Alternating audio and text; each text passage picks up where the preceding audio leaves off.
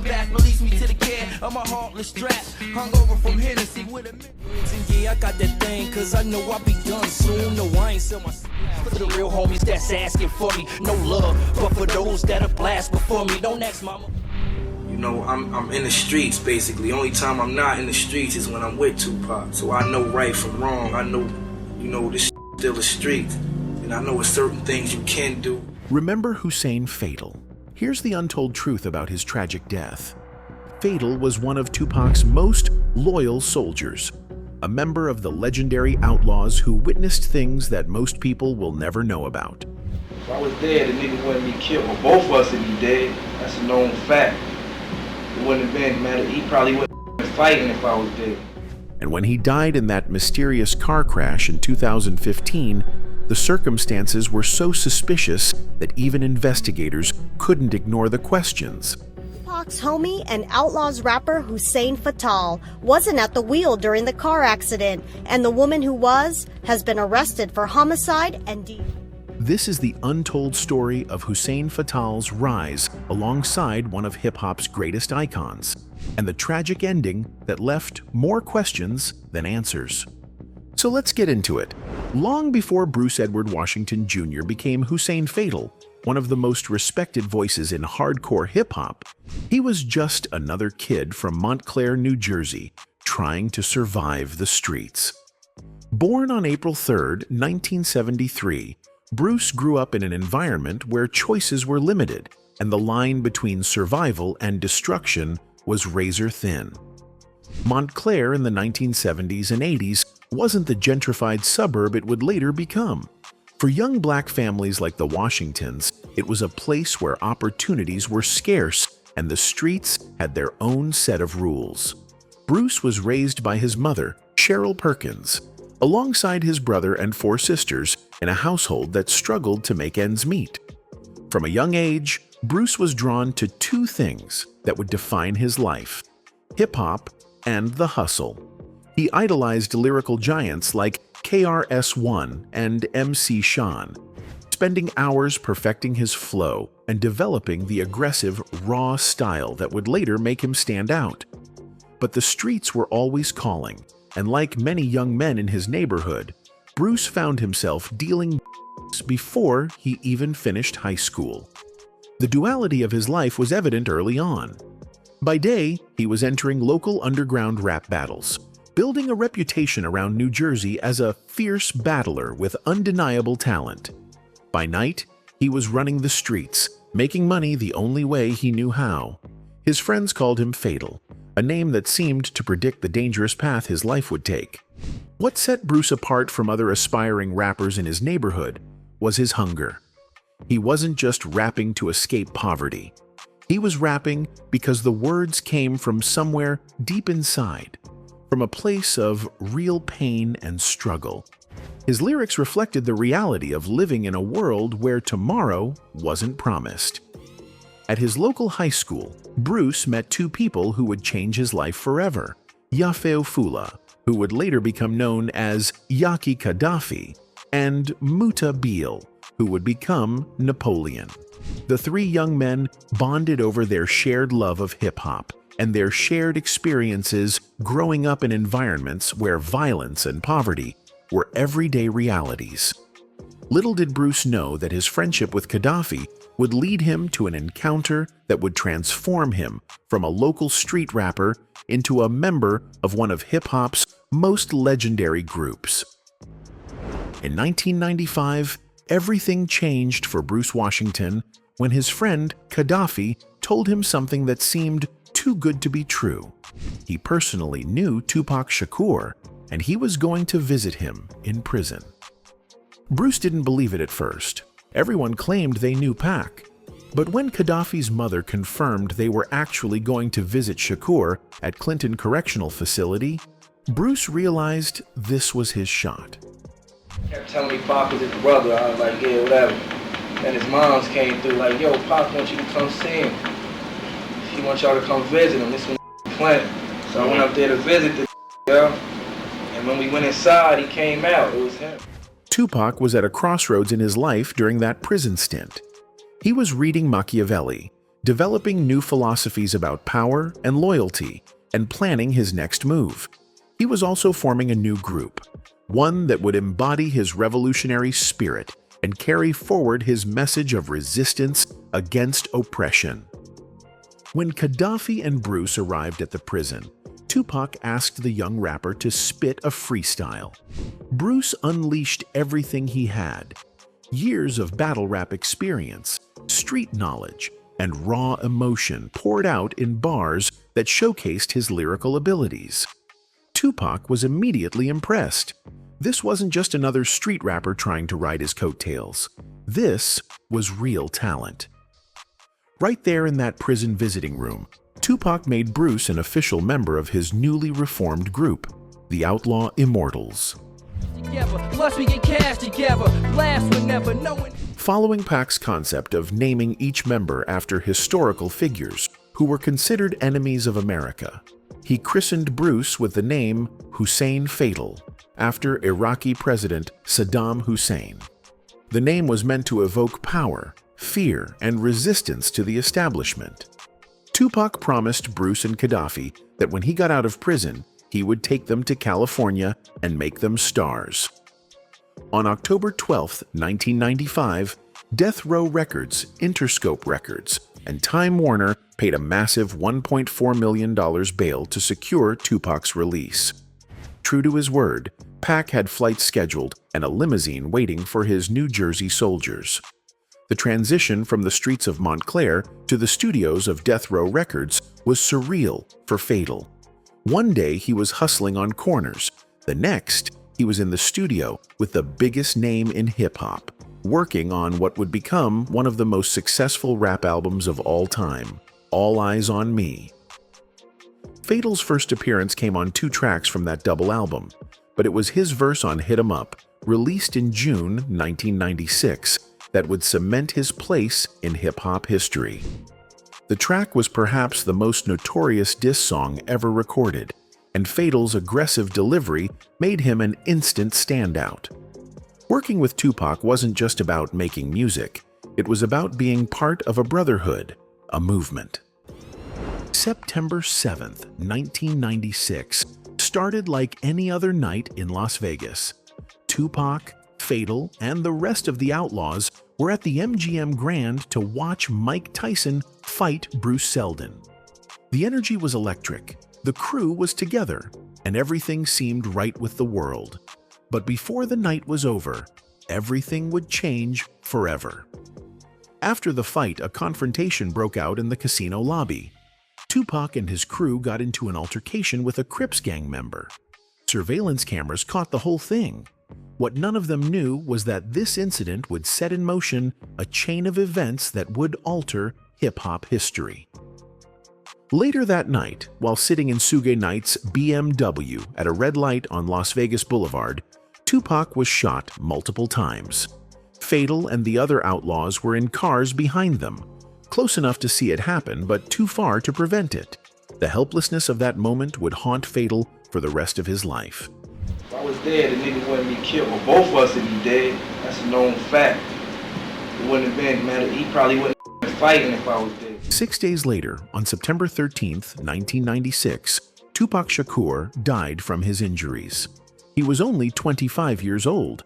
For Fatal and the Outlawz, the world had just collapsed. Their leader, mentor, and brother was gone. The man who had pulled them out of the streets and given them a purpose had been taken in an act of senseless violence. But the nightmare wasn't over. Just 2 months later, on November 10th, 1996, Fatal's best friend and fellow Outlawz member, Yaki Gaddafi, was shot and killed in an Orange, New Jersey housing project. The shooter was Roddy Beal, Napoleon's own cousin, and the killing was reportedly accidental, the result of an argument that escalated tragically. Napoleon from the Outlawz, his cousin murdered Gaddafi. But it wasn't on no ruthless murder playing with guns, man. Within 60 days, Fatal had lost both his mentor and his closest friend. The grief was overwhelming, suffocating. The rap game that had promised salvation now felt like a curse. The Outlawz, still reeling from Tupac's death, were devastated by Gaddafi's murder. For Fatal, the pain was compounded by feelings of guilt and anger. He had been there in Las Vegas but couldn't protect Pac. Gaddafi had been killed by someone in their own extended circle. The rest of the Outlawz made a decision that Fatal couldn't accept. They chose to sign with Death Row Records, the same label that Tupac had warned them against before his death. Fatal felt betrayed. Pac had explicitly told them not to sign with Death Row, and now they were going back on his word. The combination of overwhelming grief, feelings of betrayal, and the trauma of losing two brothers in such a short time broke something in Fatal. What I said about being on death row, I felt like when I be beefing with these man or whatever, when I come home, it's like I said before, that no different than sitting up in the studio at death row around all them gangsters. He made a decision that would define the next phase of his life. He left the Outlawz and went back to New Jersey. But going back to the streets wasn't the escape Fatal hoped it would be. By late 1997, Fatal returned to music, driven by the birth of his first daughter and the need to provide legitimately. He signed with Relativity Records and released In the Line of Fire in March 1998, an album that showcased his versatility without relying on unreleased Tupac vocals.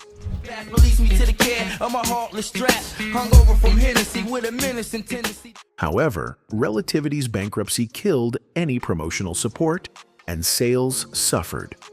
Undeterred, Fatal signed with Houston's Rap-A-Lot Records and recorded over 40 tracks for what should have been his masterpiece.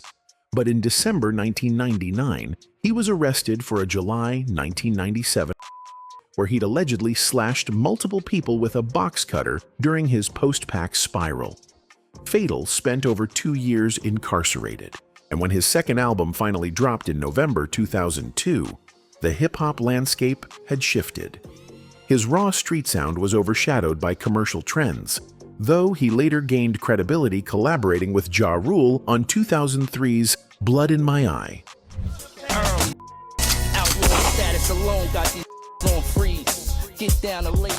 Fatal's career was defined by uncompromising loyalty and bitter conflicts with his Outlawz brothers. He publicly criticized them for signing with Death Row against Tupac's explicit warnings, viewing it as betrayal. Even more painful was their forgiveness of Roddy Beal, Napoleon's cousin who killed Gaddafi. Fatal saw this as dishonoring his best friend's memory. Label politics saw him systematically edited out of posthumous Tupac releases like Still I Rise, fueling his resentment. His relationship with Napoleon soured further when Napoleon embraced Islam and left the industry, criticizing the thug lifestyle while Fatal remained committed to street authenticity. Fatal's 2007 arrest for and weapons reinforced his authenticity, but also fed accusations that he exploited Tupac's legacy for relevance. He vigorously defended his loyalty as genuine, not opportunistic. By 2010, time had healed enough wounds for Fatal to reconcile and rejoin the Outlawz, though the scars remained. July 10, 2015, started like many other nights for Hussein Fatal. He was in Georgia, probably working on music or visiting friends. At 42 years old, Fatal had survived the streets, prison, industry politics, and the trauma of losing his closest friends. He had 3 daughters who needed him. He had fans who still respected his music. After decades of turmoil, it seemed like he was finally finding some stability. That night, Fatal was a passenger in a black Dodge Challenger, driven by his girlfriend, 31-year-old Zanetta Yearby of Conyers, Georgia. They were traveling south on Interstate 85 in Banks County, a rural area about an hour northeast of Atlanta. It was around 2:30 in the morning, the time when the roads are mostly empty and the darkness seems to stretch forever. Fatal was supposed to be in his movie. He was shooting an independent film.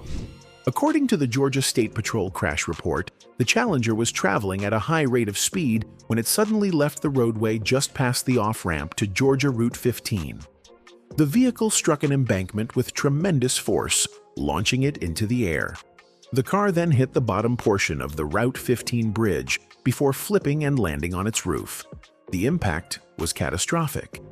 Bruce Edward Washington, known to the world as Hussein Fatal, was ejected from the passenger seat. He died almost instantly.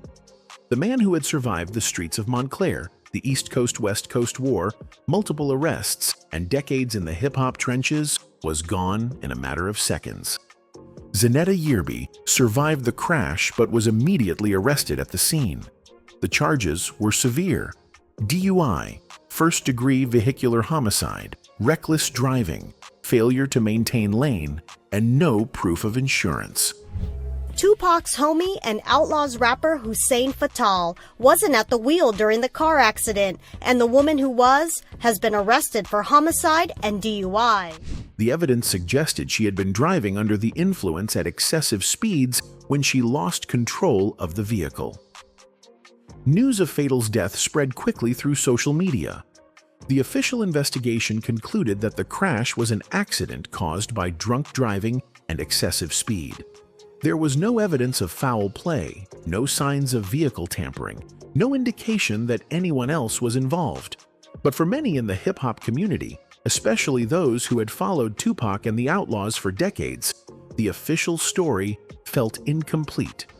In the days and weeks following Hussein Fatal's death, a familiar pattern emerged in hip-hop forums, social media groups, and YouTube comment sections.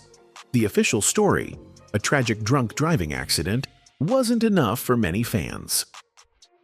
The theories began almost immediately, fueled by decades of unresolved mysteries surrounding Tupac's murder and a general distrust of official narratives. The first and most prevalent theory centered on Fatal's connection to Tupac. Fatal had been there in Las Vegas the night Pac was shot. He had witnessed the events firsthand and had given statements to police. Some theorists argued that Fatal knew too much about what really happened that night and who was responsible. These conspiracy theorists pointed to the fact that multiple people connected to Tupac had died under suspicious or violent circumstances. They saw a pattern. Anyone who might have knowledge about the real truth behind Tupac's death seemed to meet untimely ends. There was no evidence that Fatal was planning any tell-all interview or book. In fact, Fatal had been relatively quiet about the specifics of that night for nearly 20 years. But conspiracy theorists argued that silence itself was suspicious. Perhaps he had been warned to stay quiet, and when he finally decided to break that silence, he was silenced permanently. The second major theory focused on the location and timing of the crash. Banks County, Georgia, is a relatively rural area, not heavily populated or monitored. Conspiracy theorists argued this was the perfect place for a crash that wouldn't be heavily scrutinized. They questioned why Fatal was there at 2:30 in the morning, suggesting the remoteness wasn't coincidental. Some went further, claiming that Fatal might have been lured to that location under false pretenses, though they provided no evidence of who would have done this or why Fatal would have gone. The third theory centered on Zanetta Yearby, the driver. While she was publicly identified and charged, conspiracy theorists speculated about her background and potential connections. Some suggested she might have been a fall guy planted to make the incident look like a random drunk driving accident. A fourth theory involved alleged surveillance or threats before Fatal's death. Unverified posts on forums claimed that Fatal had felt like he was being followed or watched in the months leading up to his death. These claims were never substantiated with any interviews, social media posts from Fatal himself, or statements from people who actually knew him. However, the fact that other Outlawz members had occasionally expressed paranoia about the fates of various crew members gave these rumors just enough credibility to spread. Some theorists pointed to what they called social media silence after Fatal's death, interpreting quiet responses as signs of fear or coercion. In reality, silence in the wake of trauma is completely normal and shouldn't be read as evidence of anything sinister. The theories also fed into a larger conspiracy narrative known in hip-hop circles as the Outlawz curse, the belief that those closest to Tupac tend to die young or meet violent and unnatural ends. Yeah, it is up that, you know, when it's time to talk to the Outlawz, it's behind some tragedies. Fatal's death at 42 in a car crash only strengthened this belief for some fans. They pointed to the tragic trajectory as evidence of something more sinister at work. More fringe theories claimed that the vehicle might have been sabotaged, though the Georgia State Patrol investigation found no evidence of tampering. The crash report indicated the vehicle was traveling at high speed. The driver was intoxicated, and she failed to maintain her lane. All factors that adequately explain the accident without needing to invoke conspiracy. The truth, according to all available evidence, is much simpler and sadder. Hussein Fatal died because someone made the terrible decision to drive while intoxicated at excessive speeds. It was a preventable tragedy, but it was still a tragedy, not a conspiracy. But for many fans, accepting this simple explanation means accepting that sometimes there is no deeper meaning, no grand conspiracy, no hidden enemy. For a community that has watched so many of its heroes fall to violence and suspicious circumstances, that's a hard reality to accept. In the years leading up to his death, Hussein Fatal had been experiencing something of a career resurgence. After years of independence and struggle, his reconciliation with the Outlawz in 2010 had given him renewed purpose and visibility.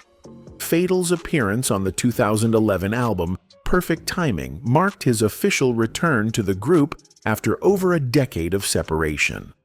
The album featured collaborations with major names like Bun B, Tech N9, Scarface, Crazy Bone, and Young Buck. For Fatal, being back with his brothers, even though Tupac and Gaddafi were gone, felt like coming home. He continued his solo work through his label Thugtertainment, releasing mixtapes that kept his hardcore fanbase engaged. His voice had matured, his delivery was still sharp, and his commitment to authentic street storytelling remained uncompromised. Fatal appeared on fellow Outlawz member Young Noble's projects and contributed to various collaborations that showed the old tensions had truly subsided. The surviving Outlawz members were focused on preserving their legacy and honoring the memories of those they'd lost. As of 2013, Fatal was working on an album with production handled by the same producer who had worked on Tupac's The Don Killuminati album. Fatal was coming full circle, working with people who understood the Machiavelli vision and keeping that spirit alive through his music. Those who knew Fatal in his final years described a man who was still processing trauma from decades earlier. If I was dead, the nigga wouldn't be killed. Well, both of us would be dead. That's a known fact. It wouldn't have been, man, he probably wouldn't have been fighting if I was dead. The pain of losing Tupac and Gaddafi never fully healed. In every interview, whenever he spoke about his fallen brothers, the grief was still fresh, still raw. The guilt of survival, wondering why he made it when they didn't, weighed on him constantly. But Fatal was also a devoted father to his 3 daughters. Despite all the chaos in his career and the trauma of his past, his children gave him purpose. His sister noted that what Fatal cared about most was being home with the people who loved him. He might have been Hussein Fatal, the rapper, to the world, but to his family, he was just Bruce, their brother and father. When Hussein Fatal died on that Georgia highway, hip-hop lost one of its most genuine voices. He was a man who had witnessed history, survived unimaginable trauma, made mistakes, sought redemption, and never stopped being true to himself. His legacy lives on in every verse he recorded, in the memories of those who knew him, and in the continued influence of the Outlawz movement that he helped build alongside Tupac Shakur. Fatal's story is a reminder that behind every rapper is a human being with dreams, pain, struggles, and people who love them. And sometimes, the most tragic endings are the simplest ones. Preventable accidents that rob the world of talent, passion, and authenticity that can never be replaced. Anyway, that's it for the video, folks. Bye.